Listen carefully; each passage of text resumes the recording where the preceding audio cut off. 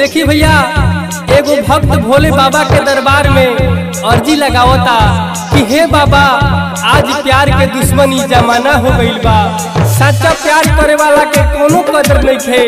केहू के जान से मार दिहल जाता तो केहू के बिजली से जरा दिहल जाता। देखियो कैसे बाबा से अर्जी लगावता।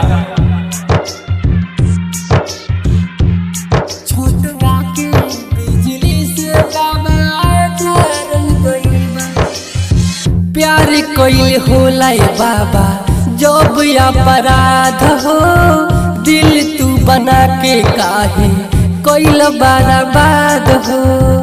दिल तू बना के काहे कोइल बर्बाद हो।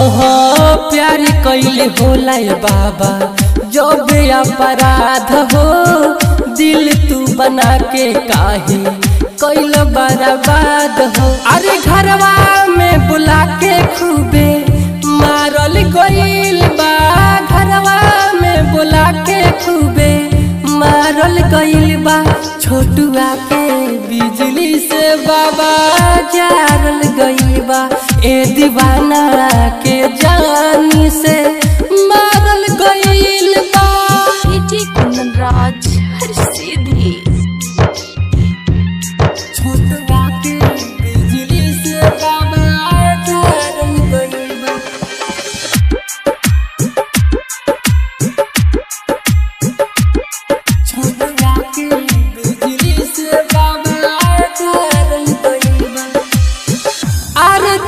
करत रहे बड़ी तो प्यार हो।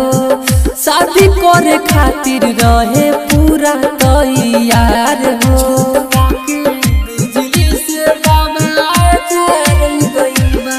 बाबा इश्क में बड़का घाट भइल, यादगार वही दिन से रात भइल। लब के आसियान के जारल गइल बा। लब के आसियान के जारल गइल बा।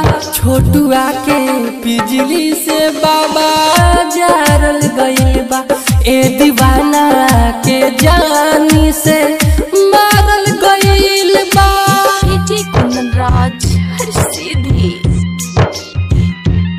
छोटुआ के बिजली से बाबा जारल गइल बा। आरके रिकॉर्डिंग स्टूडियो कोटवा।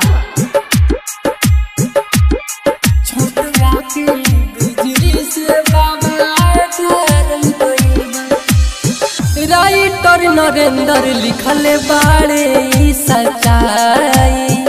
दुनिया बजाली केहू कैसे दिल लगाई।